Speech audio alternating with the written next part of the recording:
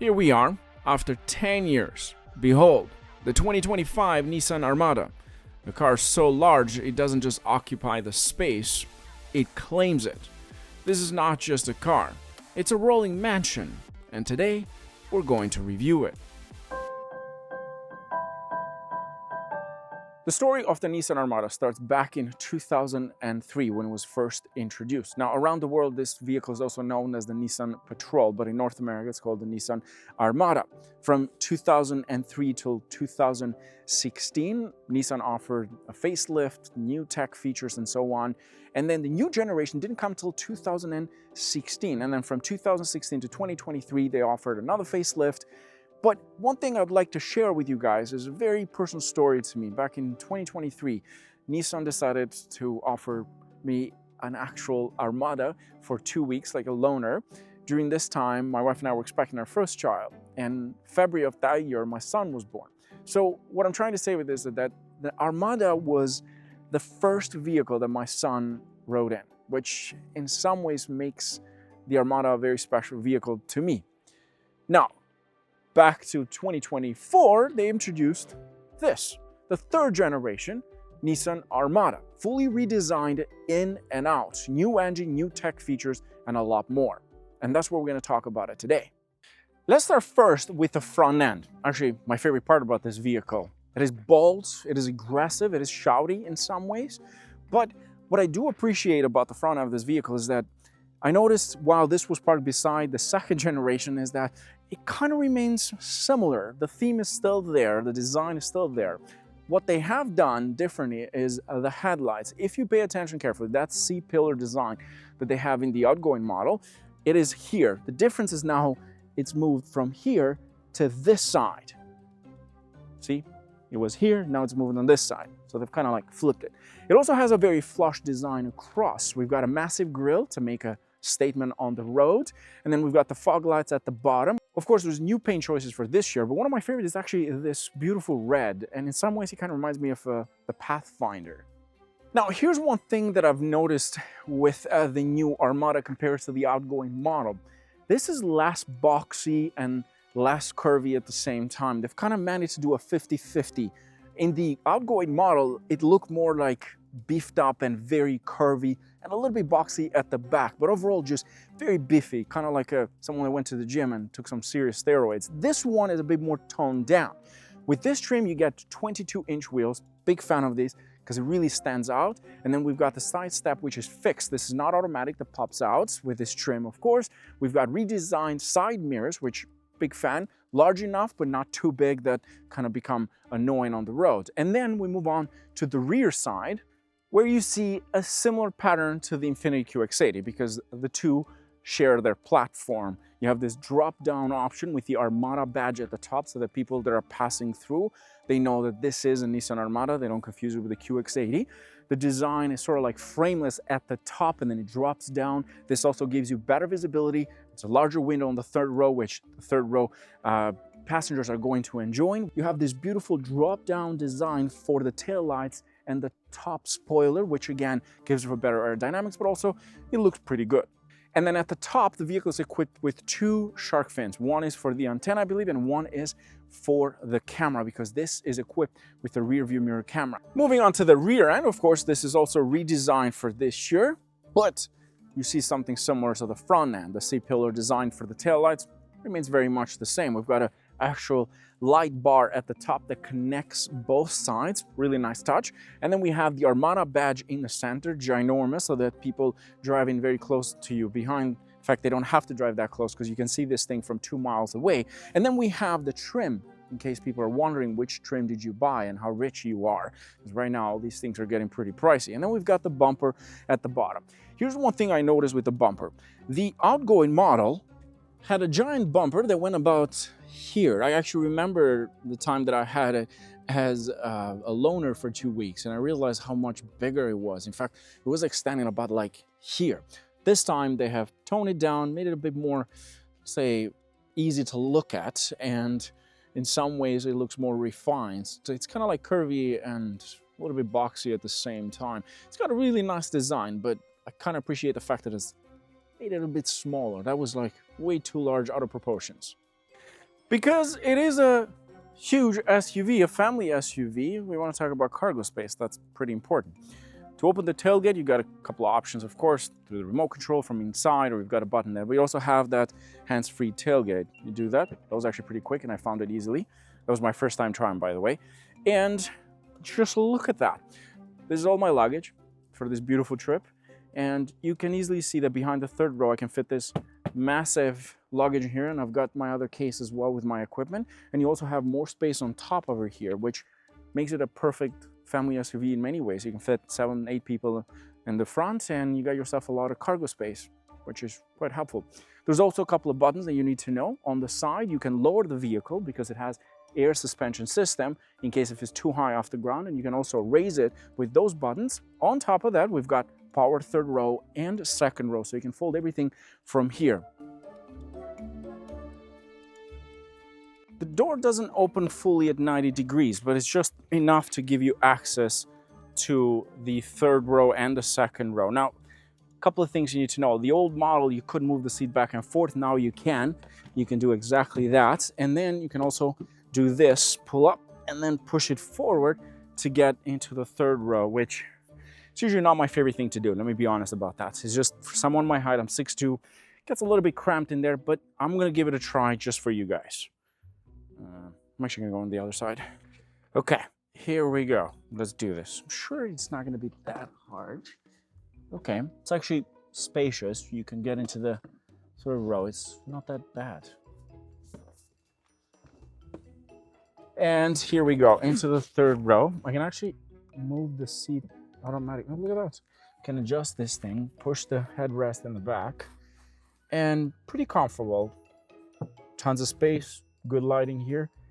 We've got 2 cup holders. There's a charger. In this case, there's a USB-C charger, which is nice. A light, and that's about it. These are powered. The configuration in this case, it has captain chairs, so you've got 7 seats, but you can get 8 seats, depends on the trim. But that's about it. Nice power. I wouldn't mind. Let me try and put this thing down a bit. It's actually not bad. Like, yeah, it's not really meant for someone my height, 6'2", but it's not bad. Let's jump into the second row. First of all, we've got a side step, a handle over here. We jump in, and here we go. That's the maximum I can move the seats in the back. It's roomy, it's nice, it's comfortable.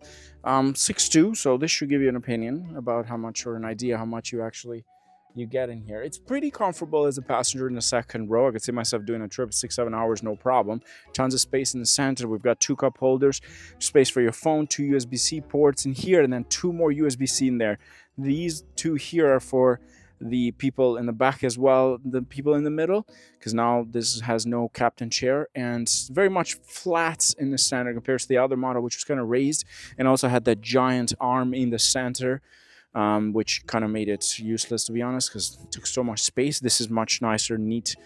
We've got a climate unit in the back. In total, 2 USB-C, 2 USB-Cs in there, 2 in there, so that's about 6. So we're pretty covered when it comes to charging your phone. There's a beautiful panoramic all the way across, which is quite nice. And yeah, that's about it. Pretty comfortable. The seats are nice. You can also move the recliner a little bit.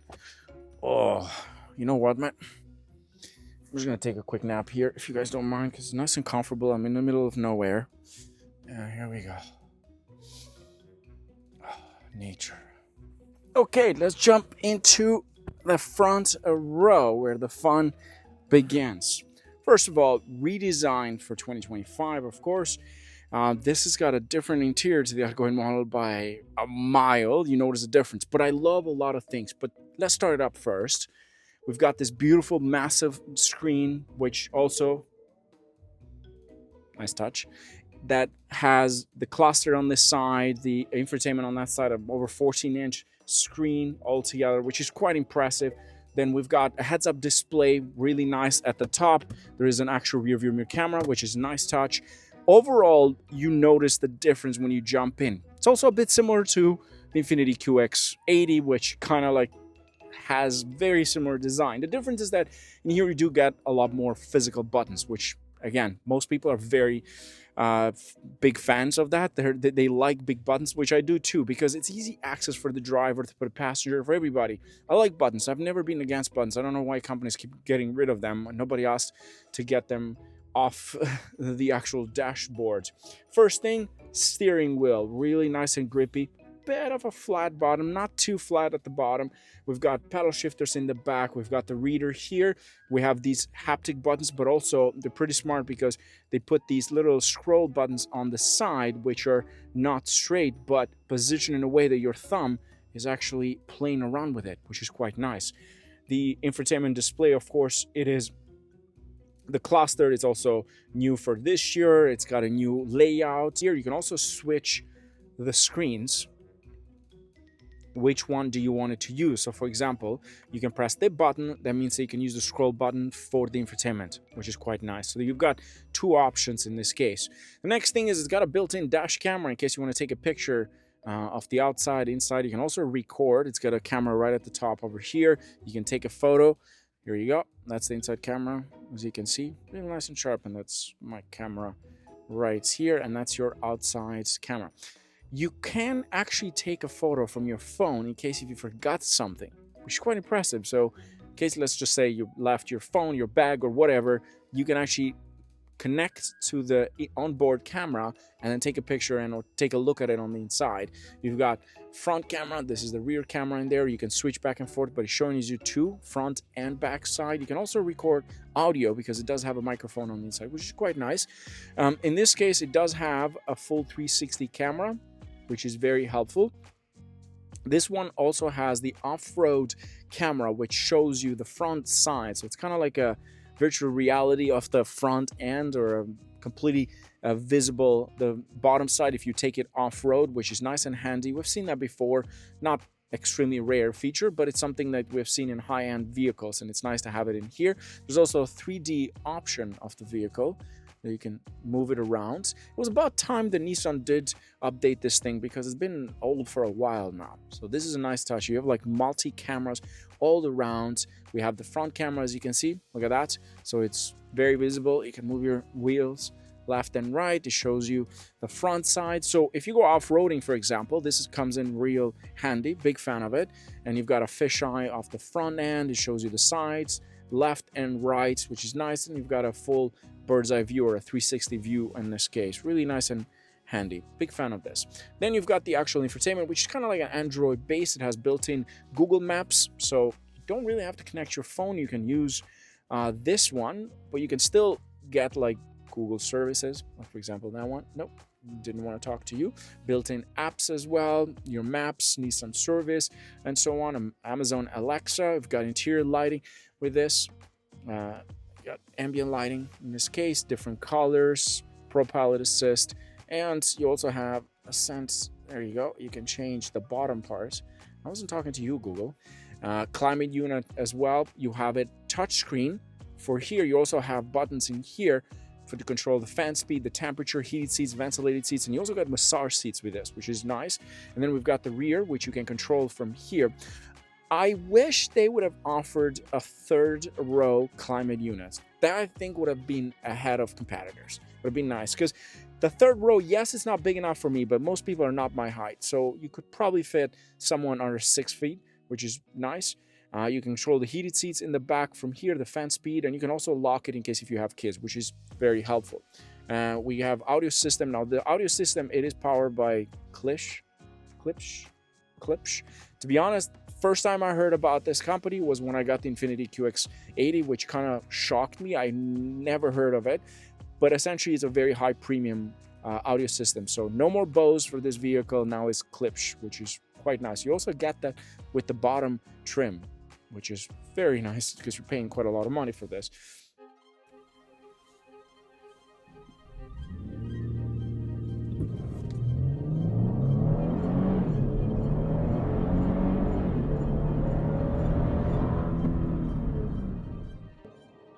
Under the hood, this beauty, unlike the previous generation, uses a 3.5 liter V6 twin turbo, making about 425 brake horsepower, which is less than the Infiniti QX80 because this does not run on premium, so it is tuned for regular gas, which is in some ways great news.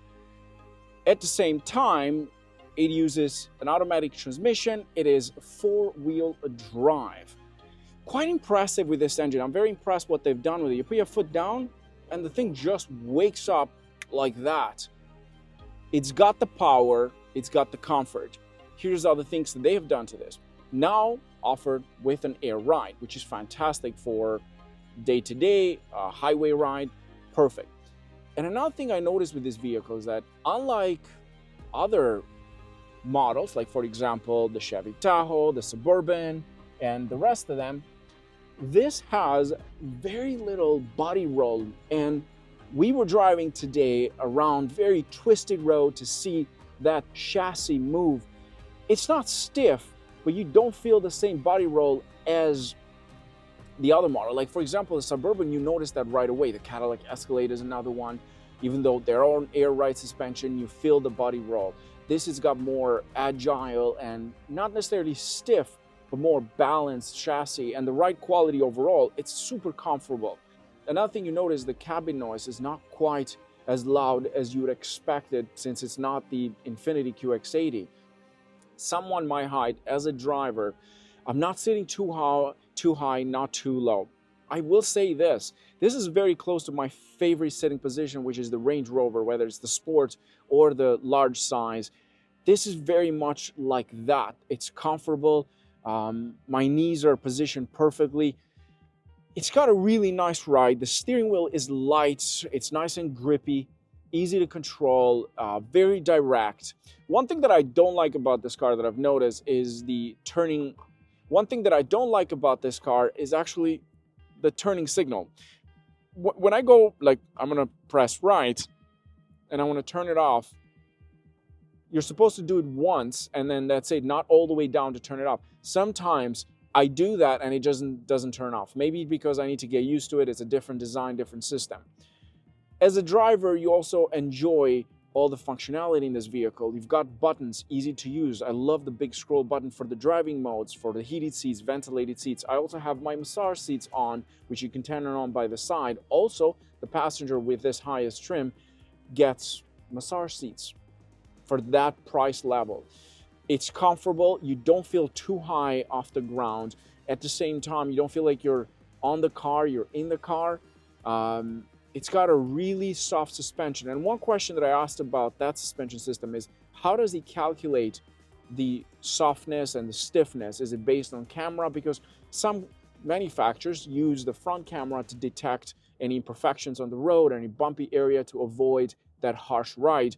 And this one, it's all based on speed and also the driving mode.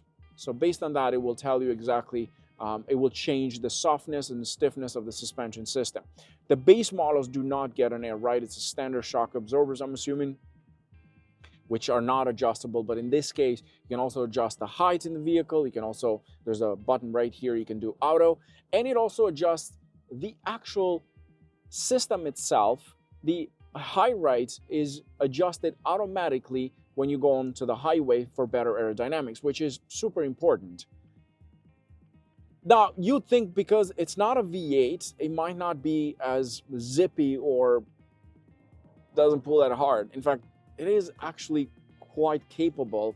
And in some ways, this engine was inspired, of course, by the 3.8-liter V8, by the 3.8-liter V6 from the GTR, which, of course, is amazing. The VR38, it's one of the best engines ever built, in my opinion. And this engine in this vehicle gets that inspiration, the design, the turbochargers. They've also tried to reduce the turbo lag as much as possible.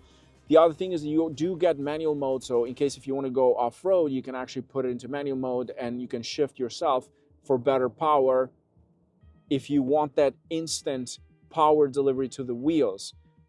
This unit may be sort of like the GTR savior, and all these units that they're introducing are going to bring their lineup up to date in terms of tech, features, design, and so on. So I think it's a great opportunity to go and check this thing out in person and see how you like it if you've got the older model. And to be honest, this unit, this model, it's kind of special to me, as I mentioned previously, because it was my son's first ever ride in a car. So I kind of like this thing because of it. Like I have that sort of emotional connection. So I think they've done a great job overall. They've nailed the design, the interior, the space, the power, all that is there. What I do expect in the future, hopefully they provide sort of like a hybrid version of this, which eventually will come and make it even more fuel efficient. But a vehicle this size is not quite efficient. It's large, and you don't really think about fuel efficiency at this level. I really like this. Really like this.